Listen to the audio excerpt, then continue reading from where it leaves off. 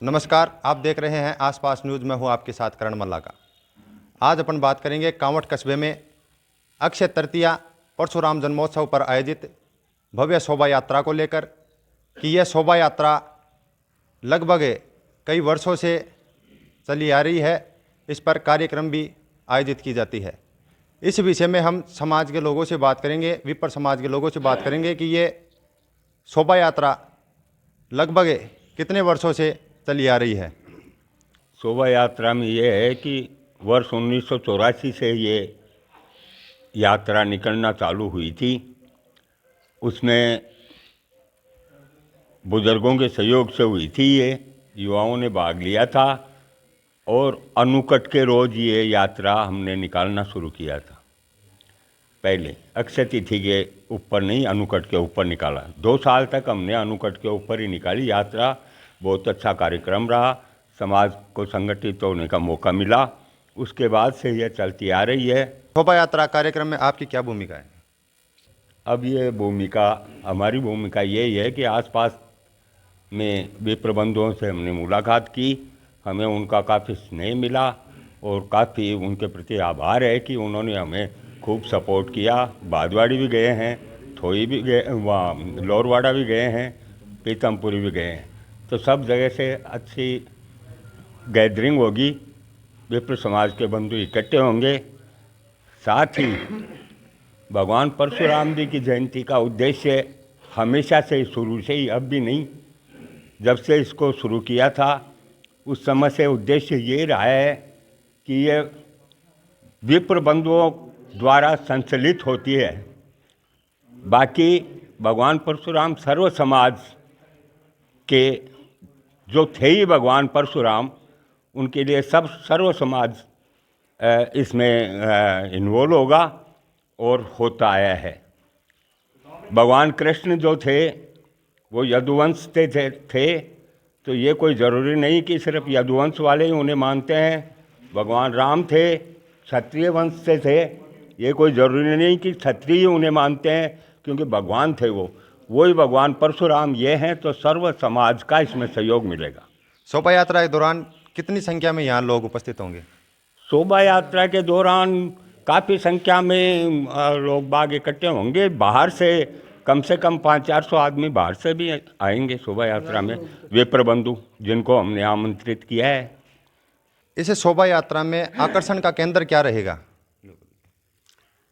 इस शोभा यात्रा में दिल्ली की प्रसिद्ध रिचाइंड पार्टी के द्वारा मयूर पंखों के साथ में नृत्य होगा, हनुमान जी का नृत्य, और उस नृत्य में भी वानर सेना हनुमान जी के साथ रहेगी। ऐसे ही माँ काली का नृत्य होगा, जिसमें भी दानव दैत्य संग रहेंगे। राधा कृष्ण नृत्य है, शिव जी का तांडव नृत्य है। तो ऐसे अनेकों कार्यक्रम होंगे। साथ ही कॉमेडी भी रहेगी।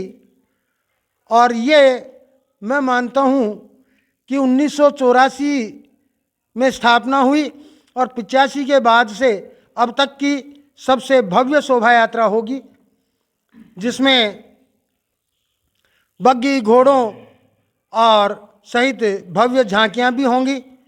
जगह जगह है हमारे कई समाजों के द्वारा, जैसे हमें विश्वस्त सूत्रों से ज्ञात हुआ है, समाज की शोभा यात्रा का स्वागत भी किया जाएगा।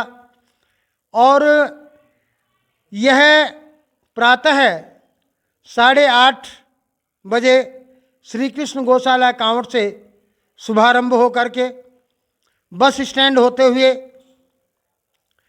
चौधरी मोहल्ला शीतला माता चौक होते हुए रामलीला मैदान, और रामलीला मैदान से पुराना बाजार होते हुए मोहल्ला जोशियान होकर हमारे परशुराम विप्र भवन में इसका समापन होगा, जिसमें हमारे आसपास के क्षेत्र के लोहरवाड़ा, गढ़भोबजी, सिमारला, जुगलपुरा, गढ़ी, खातियों की ढाणी, प्रीतमपुरी इत्यादि अनेकों गांवों के लोग हर्षोल्लास पूर्वक विप्र बंधु इसमें भाग लेते हैं। और बड़ा ही भव्य ये कार्यक्रम है। अब की बार इसमें कुछ रोचकता देने के लिए हमने घंटाघर बस स्टैंड पर स्थित जो घंटाघर चौक हमारा था, जिसको आजकल भगवा चौक के नाम से भी जानने लगे हैं, उस चौक पर एक मंच बनाया गया है और वहाँ 1.5 से 2 घंटे के बीच का बहुत ही रंगारंग कार्यक्रम दिल्ली की रिचाइंड पार्टी द्वारा प्रस्तुत किया जाएगा और भव्य कार्यक्रम ये अपने आप में होगा। शोभा यात्रा का समापन परशुराम भवन में ही होगा और वहीं पर गई बार हुआ था। शोभा यात्रा के जो समापन कार्यक्रम है उसके बाद समापन कार्यक्रम में कोई विशेष प्रोग्राम? रिचाइंड पार्टी का कार्यक्रम जो है वो अपने आप में समापन के समय भी होगा, जो बड़ा ही आकर्षक कार्यक्रम रहेगा और पूर्ण मनोयोग से उसके कलाकार जो 15 से 20 की संख्या में यहाँ बुलाए गए हैं, बड़ा ही भव्य कार्यक्रम यहाँ दिखाएंगे। तैयारी है ये शोभा यात्रा? ये यात्रा सन 1985 से पहली बार विप्र समाज द्वारा गठित की गई थी। उस यात्रा को 3 आदमियों ने प्रत्येक समाज के कार्यकर्ताओं को जोड़ करके यात्रा प्रारंभ की थी। इस बार शोभा यात्रा कहाँ से शुभारंभ होगा? और गौशाला से प्रारंभ होगी और विप्र समाज की जो धर्मशाला है वहाँ इसका प्रोग्राम स्थगित होगा। शोभा यात्रा के दौरान कांवट या इसके अलावा के दौरान ग्राम लोलवाड़ा, ग्राम प्रीतमपुरी, ग्राम भालवाड़ी, इन ग्राम गड्डी जुगलपुरा, खाटियों की डाणी, आसपास के जितने भी विप्र बंधु हैं वो सभी इस यात्रा में पधारें। विषय में हम बात करेंगे विप्र समाज अध्यक्ष दशरथ जोशी जी से कि इस शोभा यात्रा का रूट चार्ट क्या रहेगा।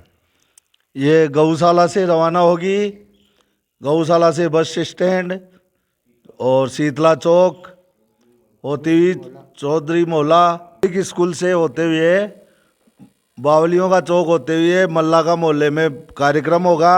उसके बाद में रामलीला मैदान आएगी, रामलीला मैदान से पुराना बाजार होते हुए यहाँ विप्र समाज भवन में आएगी। विशेष आकर्षण का केंद्र सुभाष छेला रहेगा जो बढ़िया डांस करेगा और शोभा यात्रा में चलता रहेगा। दिल्ली से विशेष पार्टी आ रही है, कम से कम 15 कलाकार आ रहे हैं, वो सबका मनोरंजन करेंगे, भव्य झांकियाँ होंगी। शोभा यात्रा कार्यक्रम के दौरान आपकी क्या भूमिका है? शोभा यात्रा जहाँ से प्रारंभ होगी, जैसा कि अभी विप्र बंधुओं ने बताया कि गौशाला से प्रारंभ होगी, वहाँ से लेकर के समापन स्थल तक शोभा यात्रा में जिस प्रकार की व्यवस्थाएं स्थापित होंगी, जिस प्रकार से शोभा यात्रा को आगे की ओर संचालन किया जाएगा और वाहनों को आवाजाही को स्थिर किया जाएगा, उनको व्यवस्थित किया जाएगा, उसमें सभी कार्यकर्ता अपनी भागीदारी निभाएंगे। उसी प्रकार जैसे ही शोभा यात्रा में कई जगहों पर रहेंगे, कई जगहों पर प्रसाद की व्यवस्था की जाएगी, उस प्रसाद के वितरण में कार्यकर्ताओं की आवश्यकता होगी। इसी कार्य को करने के लिए अनेक कार्यकर्ताओं ने अपनी जिम्मेदारी को निभाने के लिए तैयार रहेंगे और वहाँ पर जितनी भी व्यवस्थाएं होंगी उन्हें निभाया जाएगा। शोभा यात्रा कार्यक्रम के दौरान ब्राह्मण समाज ही नहीं बल्कि सर्व समाज के लोगों को इस कार्यक्रम में आने के लिए आप किस प्रकार से निमंत्रण देंगे?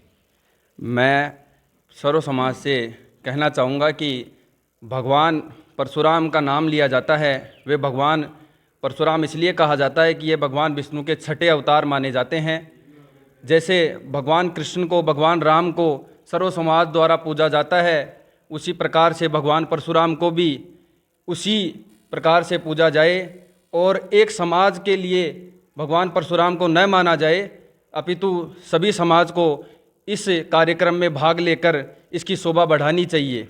समाज में इस प्रकार के वैमनस्य फैलते जा रहे हैं कि अमुक व्यक्ति हमारा प्रतिनिधि करता है, अमुक व्यक्ति हमारा प्रतिनिधि है। इस प्रकार नहीं होकर भगवान परशुराम की शोभा यात्रा में सभी समाज के लोगों को आगे आकर योगदान देना चाहिए। मैं इसके लिए सभी समाज के लोगों से प्रार्थना करता हूं और इस शोभा यात्रा को भव्य बनाने के लिए उन्हें आमंत्रण करता हूं।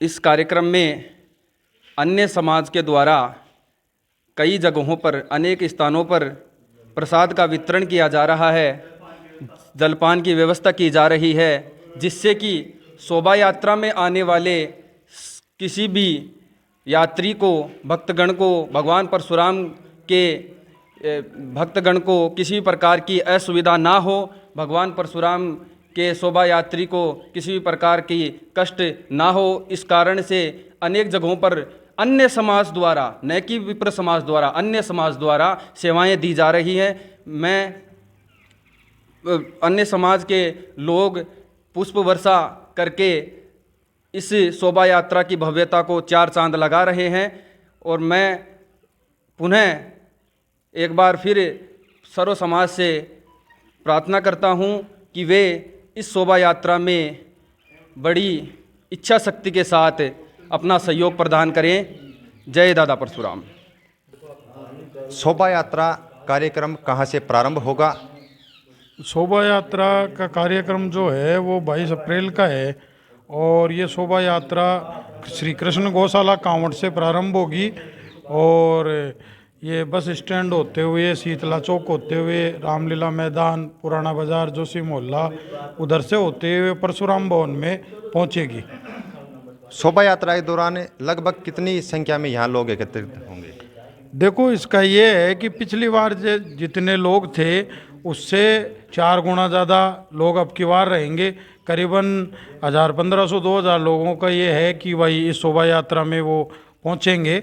अन्यत्र जो बाहर गांवों से हैं वो ब्राह्मण बंधु भी यहाँ आएंगे, और गांव के जो अन्य समाज के लोग हैं वो भी इसमें अपना सहयोग दे रहे हैं। कोई जलपान की व्यवस्था करवा रहा है, कोई पुष्प वर्षा करवा रहा है, कोई अन्य चीज़ों की व्यवस्था, मतलब सभी समाज के लोगों का इसमें सहयोग अच्छा मिल रहा है और आगे भी मिलता रहेगा। शोभा यात्रा के दौरान आपकी क्या भूमिका है? जितना हो सकेगा शोभा यात्रा में मेरा सहयोग प्राप्त होता रहेगा, चाहे वो तन से हो, मन से हो और धन से हो। शोभा यात्रा का आर्थिक स्रोत क्या है? इसका आर्थिक स्रोत समस्त विप्र समाज कांवट रहता है, और प्रत्येक घर से इसमें राशि भेंट होती है। उस राशि को पूरा समाज एकत्रित करके और फिर इसमें शोभा यात्रा का खर्चा वहन किया जाता है।